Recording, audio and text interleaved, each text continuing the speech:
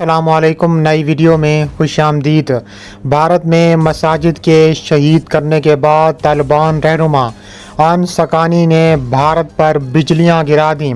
بھارت کے وزیر داخلہ اور بی جے پی کے صدر امت شاہ کے بیٹے جے شاہ کو اغوا کر لیا۔ طالبان نے ایسا اعلان کر دیا کہ امت شاہ، بی جے پی، مودی سرکار اور پورے بھارت پر لرزہ طاری ہو گیا۔ طالبان نے بھارت کے خلاف انتہائی بڑا قدم اٹھا لیا۔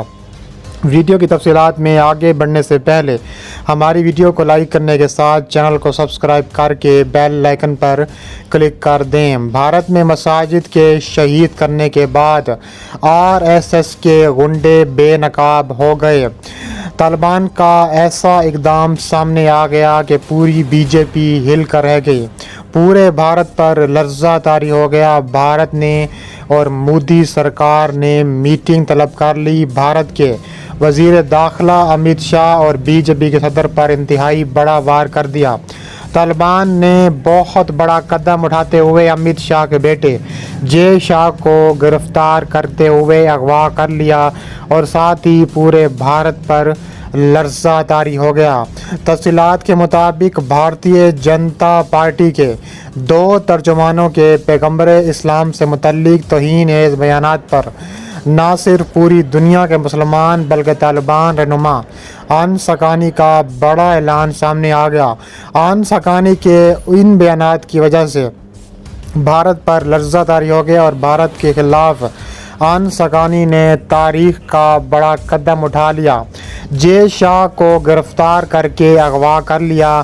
بھارت میں برسر اقتدار ہندو قوم پرست جماعت بھارتیہ جنتا پارٹی کے دو ترجمانوں کی جانب سے پیغمبر اسلام سے متعلق توہین آمیز بیانات دینے پر بھارت سمیت دنیا بھر کے مسلمان برہمی کا اظہار کر رہے ہیں، جبکہ سوشل میڈیا پر بائیکاٹ انڈیا کی مہم چلائی جا رہی ہے۔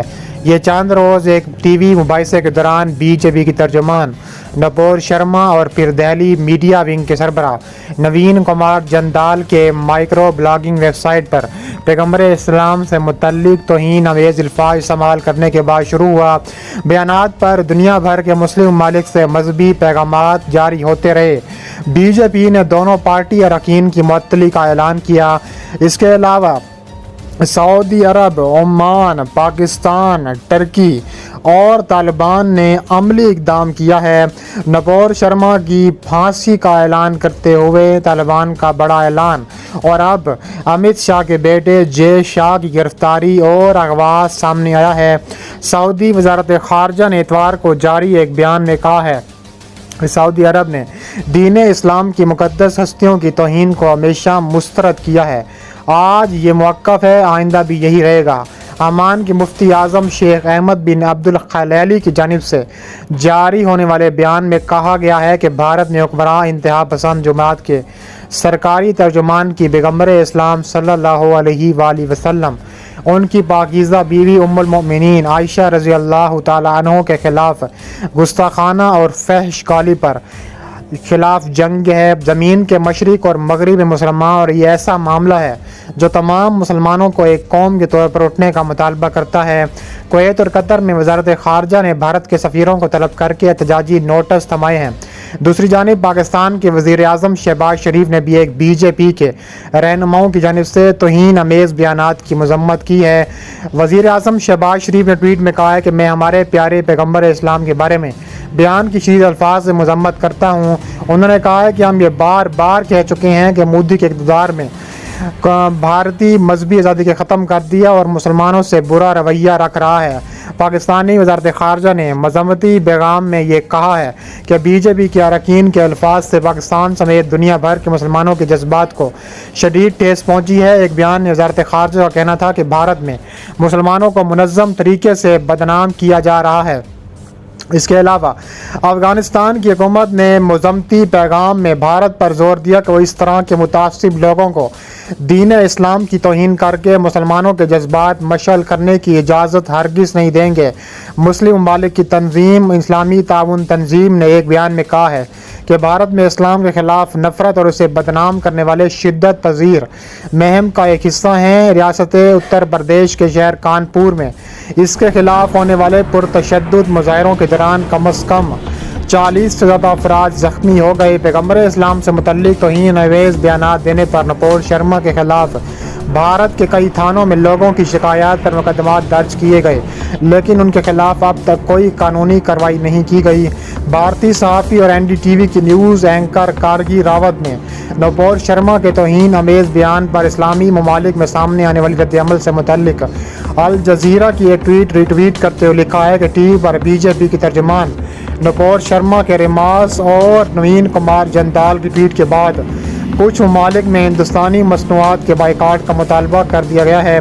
BJP کی قومی جنرل سیکرٹری اروند سنگھ نے اپنے بیان میں کہا ہے کہ ان کی جماعت تمام مذاہب کا احترام کرتی ہے، تو بھارت کے زیر انتظام کشمیر کے سابق وزیر اعلیٰ عمر عبداللہ نے ٹویٹ میں لکھا ہے کہ BJP کو بھارت کے لاکھوں مسلمانوں کے جذبات سے کھیلنے کا کوئی حق نہیں۔ انہوں نے کہا ہے کہ اب وقت آ گیا ہے کہ طالبان کے ساتھ ان کا ساتھ دیا جائے اور بھارت کو عبرت کا نشان بنایا جائے۔ طالبان رہنما انصکانی نے بھارت کے ایک بڑے ستون کو گرا دیا ہے۔ بھارت کے وزیر داخلہ امت شاہ کے بیٹے کو گرفتار کرتے ہوئے اغوا کر لیا ہے۔ دوسری جانب نپور شرما اپنے بیان پر ڈٹی نظر آتی ہیں، دعویٰ کرتی ہیں کہ انہیں ریپ اور قتل کی دھمکیاں مل رہی ہیں۔